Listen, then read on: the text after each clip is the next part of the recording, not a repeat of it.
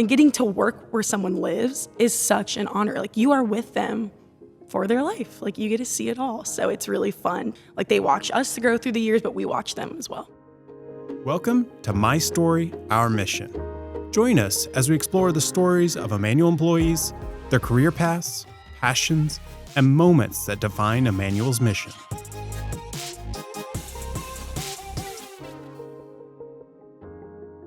We are in the Fulgestrom Chapel here at Immanuel Courtyard in Omaha. Our guest today is Katie Swan. And Katie is a social worker at Immanuel Courtyard, and Katie has been with Immanuel for 6.5 years. Welcome, Katie. Hi, thanks for having me, you guys. Absolutely. Great to have you here. So, Katie, in the 6.5 years you've been with Immanuel, you have done a number of growth changes in your roles.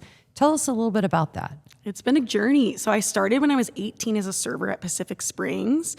Just sounded like a fun way to get a couple extra bucks after school because the shifts were only 3 hours long. Some of my friends worked there, and it was a ton of fun. Then as COVID kind of came around, things changed. It got a little more serious just because things were so new. We were trying to keep up with COVID precautions and still be around the residents in a safe way. And so then at that point got promoted to lead server. And then also during COVID, that's when my MA 40 or Med Aid 40 came around. I became a care partner at Pacific Springs because we needed more people to fill those shifts. I mean, if someone got COVID, you can't work that shift. So Immanuel was kind enough to send me to my MA 40 class. I took some competencies at the home office, and then I got started as a care partner at Pacific Springs. I kept doing that through college, I think for like a year-ish.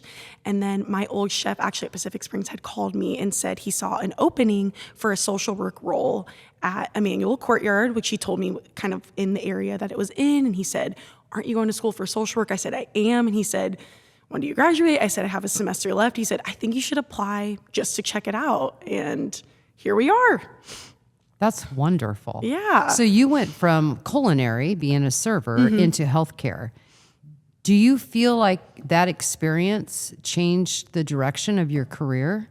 Yes, I feel so much more competent when I come to like an IDT-based setting, and that's like a word we use a lot in healthcare is IDT, so interdisciplinary team. When other managers are coming to talk about what their department's up to or reporting out on their staff, I'm like, wow, so I've been with nursing and with culinary. I can actually think of that resident experience in that moment or think of ways that that process could run smoother. So it actually has helped me in this career to know where like my other coworkers are coming from. Thinking back when you made that transition, what was that feeling like knowing that there were additional opportunities for you here at the company that you've already worked for several years and you didn't have to go elsewhere to find that career? It was truly such a blessing. Like God's providence really shone through. I don't remember how old I was, but it's really embarrassing to think about now. One time Eric Gurley came to visit Pacific Springs when I was a server. I went right up to him. I shook his hand. I said, "Eric Gurley, my name's Katie Swan. I graduate with my BSW in 2022, and I'd love to be a social worker with Immanuel." And I think he thought I was probably crazy. And here we are. But I was getting my licensure hours at another like local Omaha retirement company, and it was great. I loved that time, but the whole time I was like, I really hope I get to come back to Immanuel. So it was like truly just such a blessing to see that job opening and get to stay with the company. And I still had to get my licensure hours. So Immanuel worked with me, and they let me work at this other community to get my hours on the weekends and then come here to keep the job. So it all worked out so beautifully. So I'm curious. So you had that experience in a different community setting for your hours. What was it about Immanuel specifically that made you want to come back to us?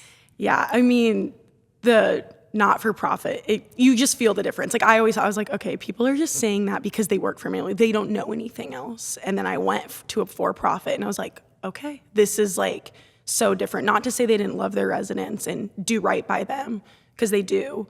But it was just different. I felt like people had a different vibe every day about work. It felt like everything was a bottom line or a deadline. But I just knew at Immanuel it felt different. And Immanuel was a Christian company and was like very outspoken about that. So I just thought that was really cool. It's like, wow, I've gone to another competitor and I've seen how different it is. And now I just know Immanuel's the way to go. So you just said you could just feel it, difference.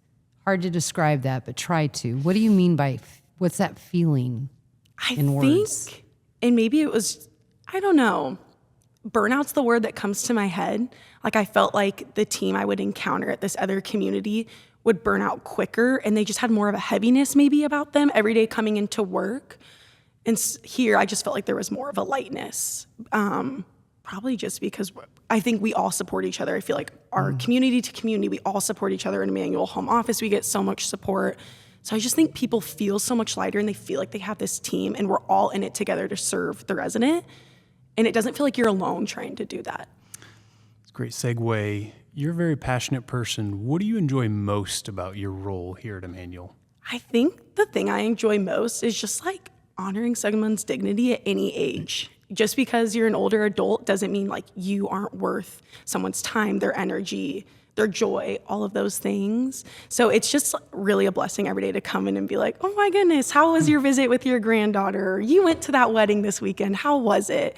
And getting to work where someone lives is such an honor. Like you are with them for their life. Like you get to see it all. So it's really fun to kind of like they watch us grow through the years, but we watch them as well. One thing that we all have in common is all of us are going to age. All of us are going to be at that point, some point in our life. And so you hope that you've got people like you that are there caring for them, that have the passion for their jobs. Yeah. It's, like I said, it's an honor. It's a privilege to like give someone their dignity at an older age, because we're deserving of dignity at all ages of life. So Katie, you've been a server, interacting with our residents. You've gone to the healthcare side, taking care of the residents, and now the social work piece of it. Is there one story that you can think of that truly touched your heart in any of those areas when you were working with a particular resident or situation? There's just been so many beautiful moments I've got to have in my career, so I'm really, really blessed with that opportunity. I think the one that's sticking out to me was more recent. A resident was passing away, and, you know, God's providence, she got to pass away here in her home. We didn't have to send her out anywhere. So that was just really beautiful to just honor her wishes. She wanted to be home. She wanted to be around people that she knew. She'd lived here for 4 years. And one of the last days she was able to talk, I just went downstairs and I said, I love you so much. You know, like everything's going to be okay. And she was like, thank you so much for taking care of me. And it was just such an honor. I was like, wow, I get to be with someone truly until the end. Like, what a gift. Sorry, we're both going to cry.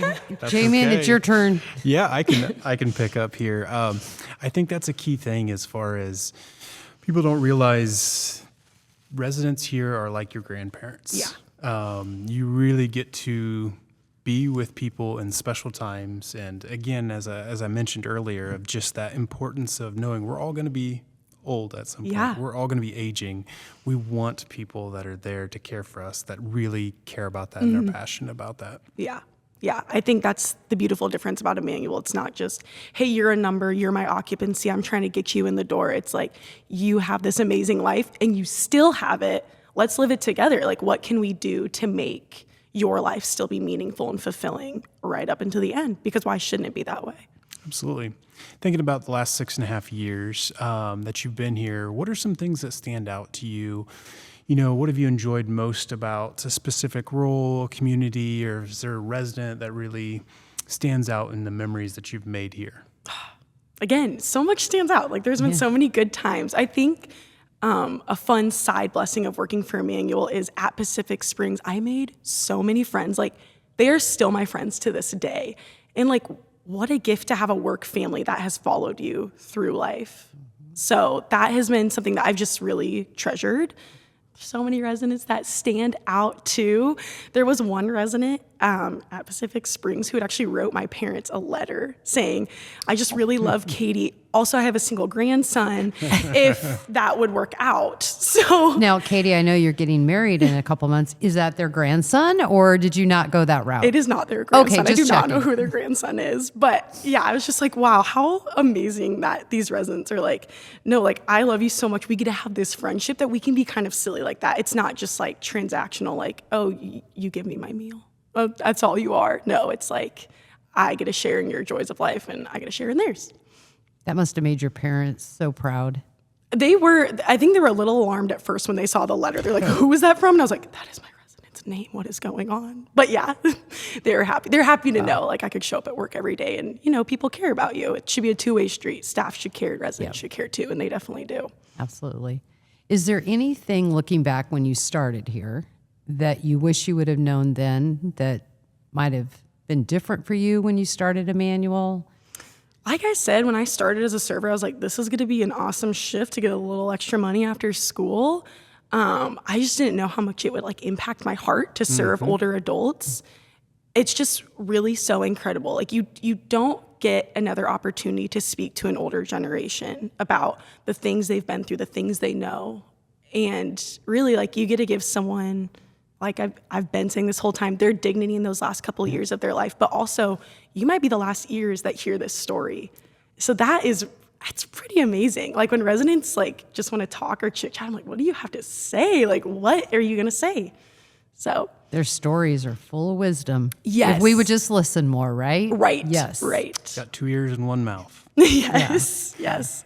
Did the trajectory of what you plan to do after school change after you had a chance to work in senior living, retirement living? Yes, absolutely. So when I went to school for social work, classic, I was like, I'm going to do child welfare. That had really spoke to me. And then when I started working at Immanuel and working with older adults, I was like, no, this is it. Like, this just makes me feel so passionate, getting to be around older adults every day and just sharing in their life. I was like, nope, this is for sure it.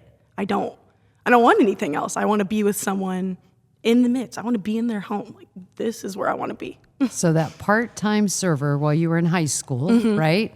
Yeah. Changed the whole outcome and trajectory of your career. Seriously. Yeah. Wow. Powerful. I know. And you don't know until you get out there. Yep. So I think we've got time for one more question. Okay. So, Katie, I'm curious, if you were talking to someone that was considering coming to Immanuel or working in retirement living, what advice or things would you tell them? I would tell them, give it a shot. I think that society tells us so often older adults are not worth our time. They are mean, crotchety, like just bad words, negative associations are associated with our older adults. And then you get in here and everything's different. Everything is so much lighter, so much more joyful, so much more fun. So I would just tell people, take that initiative. Like, even if it's scary, maybe you don't have grandparents, you've never had a relationship with like an older neighbor or something. These residents want to love on you. You should come on in and love on them back. Great Wonderful. words. Yeah, love it. So everybody apply that's thinking about it. Absolutely. Absolutely. Stay tuned each month as we explore more stories of Immanuel employees, their career paths, passions, and moments that define Immanuel's mission.